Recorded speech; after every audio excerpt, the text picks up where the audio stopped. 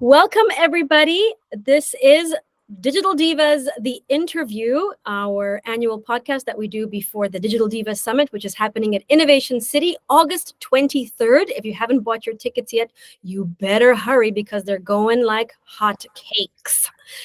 In the studio, well, I'm at Innovation City in the studio, is the most amazing wonderful woman who we've had on stage a few times at Innovation City, and now she's going to be gracing us at Digital Divas on stage. Catherine Young, welcome to Digital Divas. Thank you so much. That feels fantastic for the intro. Thank you. No pressure, of course, but thank you very much. Catherine and I were just talking about how we're like all leopard printed out. We're like kindred spirits. We love leopard print. Exactly, Sandra. Exactly. Catherine, you founded Think Room Consulting in 2014 with a vision to unlock the true power of African innovation. Big words, right? But I know that you've done this. Can you tell us a little bit about your journey and how you got to this particular point? Sure. And thank you for the question. And we officially Think Room Consulting is 10 years old. Actually, this year it's been a decade. It does feel like a decade, and then it does feel like a century, and then it does feel like, I don't know, a year perhaps. But it's been long and steady, and I've made a lot of mistakes, and I've learned a lot of lessons. And because of that, I'm just so enthused to take the next decade, and take the next decade. And I mean this so sincerely, with other like-minded women. I feel that like the first 10 years have been awesome. The journey to get here was difficult. It really was. Just if I could do it 20% cheaper. At the time, I was still working at Deloitte. When you have that last corporate job that you're trying to get out of, and bless them. Thank you for my corporate jobs, because I learned so much. But I was just saying, I was tired of corporate for me. And I was just saying, if I can do a 20% better quality, at 20% less cost, maybe I can make a little business. Today, I think that's very stupid because services businesses struggle, but I've learned so many lessons. And the first 10 years was all about building that business and building the revenue. And now I feel, the best overnight successes are 10 years. And it was so weird when I saw this year that we're a decade old. And the team said to me, we've got to do this marketing campaign. I thought, you know what? The best businesses are truly, it takes a decade as an overnight success. And that's what we did. And now I feel we're at a place where we can actually pay it forward, empower other women. Just recently employed a CEO into Think Room, and I'm so excited for where the business can go, because I do think at one point a founder with a founder vision needs to move on to the next vision. Not that I will ever let Think Room go, but I can now move into a chairman position where I have a different view and have new blood and new energy coming in, and grow the business probably tenfold to what I could. So it's been a long journey. It's a hard one, but it's a fantastic one. I'm grateful. I love, learning from experiences, learning from mistakes, and learning from challenges, all part of life, in general, not just, in the business world. You're also a managing partner of Grindstone Accelerator, Grindstone Ventures. How do you balance these things? Maybe you can tell us a little bit about those particular initiatives as well. Sure. No problem. 5 years into, was it 5 years? Yeah, about 5 years into, 4 to 5 years into the Think Room journey, we needed a solution for tech startups at the time that was much more intense than what we had at the time. And there were two decisions, right? Do we go and build our own in Think Room, or do we just go and partner? And this is an encouragement side story. Just always think of partnering before building if it's something completely new. But anyway, and then I just thought, who do we know in the industry where we could potentially partner? And then that Saturday morning specifically, I saw an article, let me call it that, an article in our ecosystem that made me think, I never knew, like, in this way, that Grindstone had another partner other than Life Capital. And then I literally called Kit on the Saturday morning. We'll never forget it. Hey, Kit, do you think your partner in Grindstone will be willing to sell his 50% in Grindstone, because they were partnered at the time? And Kit giggled at me and he said, good luck with that, but we would love to have Think Room on as a partner. And I said to him, you know what, I don't have the money yet to buy 50% of Grindstone, but I sure am going to try. And literally, we closed that deal with the then partner of Grindstone. We bought 50%, Synchron bought 50% of Grindstone, literally without money. I didn't know where the money was going to come from at that time. Made a deal with the new partner to literally pay it off over 6 months. And that's how we made it. We just hustled. And then we got into Grindstone. So at that stage, then I became just the managing partner for Grindstone, because Knife's also a partner. They still have 50% of the business. And then in 2020, one of the best and one of the worst decisions we made, but it ended up a good decision at the end. In 2020, COVID had just broken. We were trying to do coffee dates in the mornings with startups online to just keep them going. And then I can't remember if it was Kiet or I who had this idea, this very interesting idea. Why don't we start a seed fund, just because that's what the startups need. They do in COVID, and that's how Grindstone Ventures got born. And yes, we've got 8 portfolio companies in now. We've literally just launched another program where 4 more female-founded businesses get guaranteed funding into Grindstone Ventures with the MIC. So it's just been an amazing journey. Oh, wonderful. And what would you gauge? I mean, apart from the obvious, what would you gauge as a successful venture for you? A brilliant founding team. And with brilliant, I mean resilience, guts, don't take no for an answer, accepts that every 9 out of 10 answers may probably be no, always finding a way, because there is always a way, really celebrating the losses, really celebrating the successes. From the losses we learn, from the successes we grow. And the founding team definitely one. Secondly, is a successful venture really has to have a team culture that's authentic, that is not plastic, that's not tiptoeing around each other, but real, sincere, concerned at times, and honest and transparent. And then, of course, there has to be a market for the venture, right? And very often, market is not the biggest market. Very often, it could be very good in a niche market. But those 3 things, if there's a fantastic founding team, if there's a fantastic team culture, if there's really a market, we can make magic with any venture, truly. Yeah. I mean, I love that. I think that most successful ventures, people talk about people mostly, and the people that are behind it, and not so much that it was a great idea. Exactly. But speaking of great ideas, what are you guys looking for in 2024?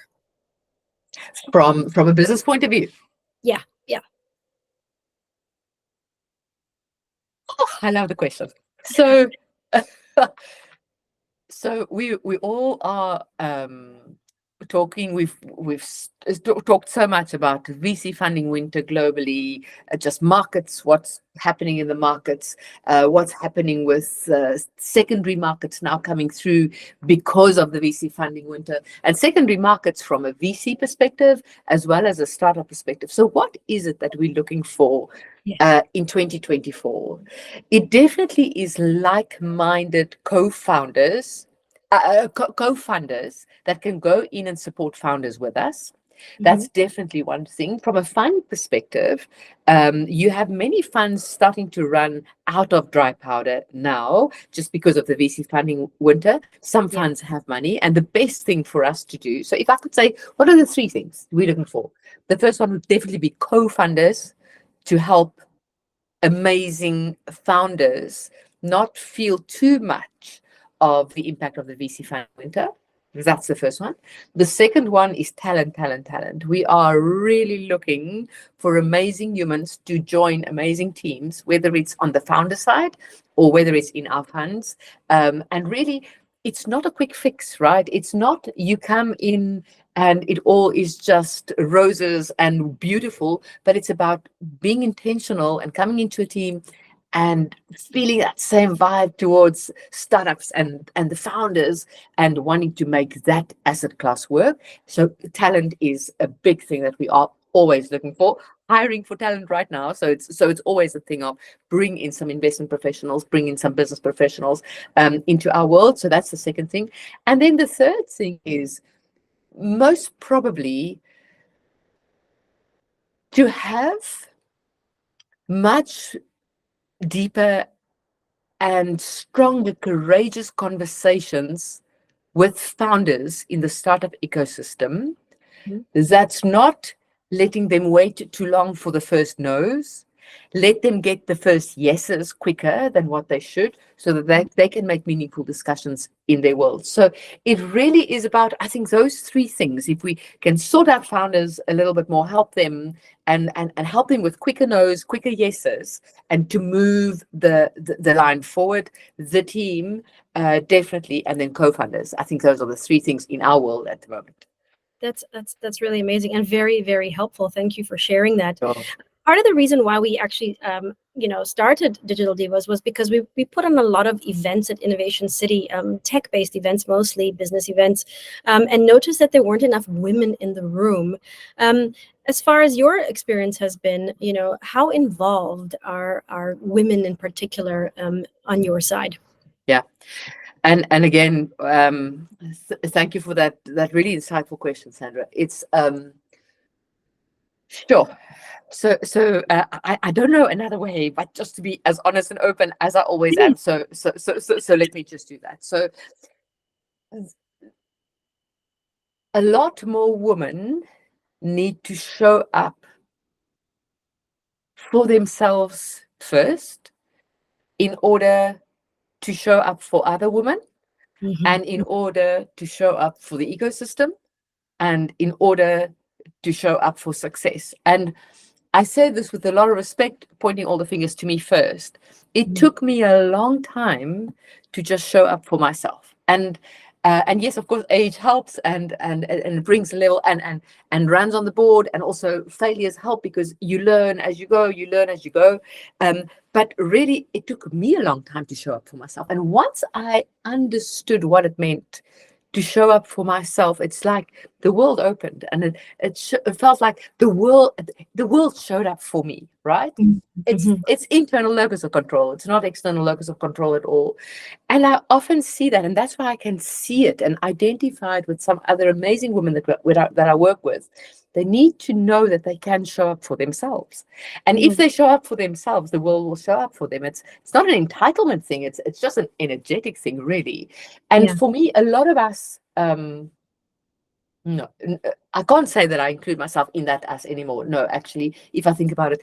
But there are also some women who fear that if they box themselves into the woman box, they would be seen as a woman box in a woman box. And we all want to be seen for our merit and for what we do and for how we show up in the world and for what we bring to the world. Yeah. So that was another fear in my earlier years that I had to get around to say, how do I just get out of that? I am a woman, and by a woman, I mean, in my terminology, I know what I am and who I am for me, not for the world. What Yeah. does that mean? It doesn't make me different in business. It doesn't make me different in my family life. It doesn't make me different in how I show up for my friends. I Yeah. show up as a human first, and once I got that, also the barriers became less. The reality is there are still barriers, we know that, between how we are employed, which positions we get, and so on.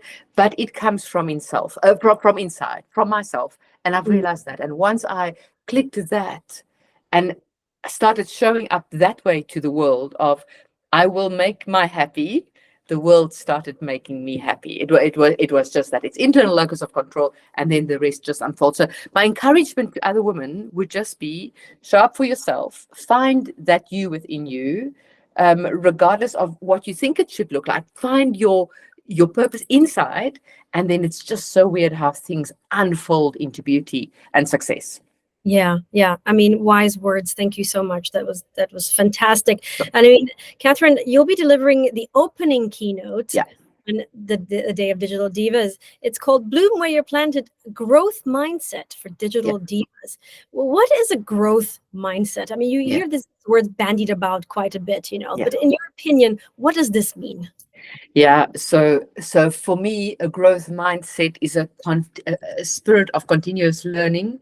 It's a spirit of continuously looking for opportunities.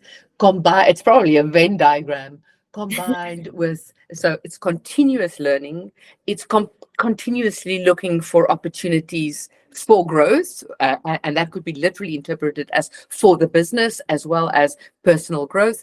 And probably the third one is probably growth mindset. It's probably continuously networking and seeking opportunities as they evolve, and not accepting yesterday's truth for yesterday's truth, but also continuously seeking opportunities. I think those three, if we can combine those three into a bit of a Venn, for me, that is an absolute growth mindset.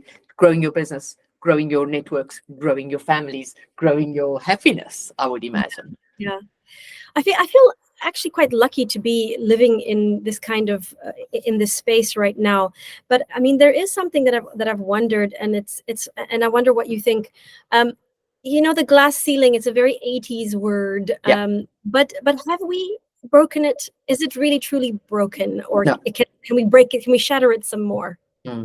It's not broken, and the numbers say it. And I'm actually busy preparing for my keynote, and I've seen some numbers again. I mean, we are still battling to get females into leadership positions at the same level as our male counterparts. We're still battling to get females into the VC world in terms of investment committees, in terms of boards, as per our male counterparts. We're doing a heck of a lot, both males and females, to fix this. And for me, the numbers count, right? So what do I mean by that?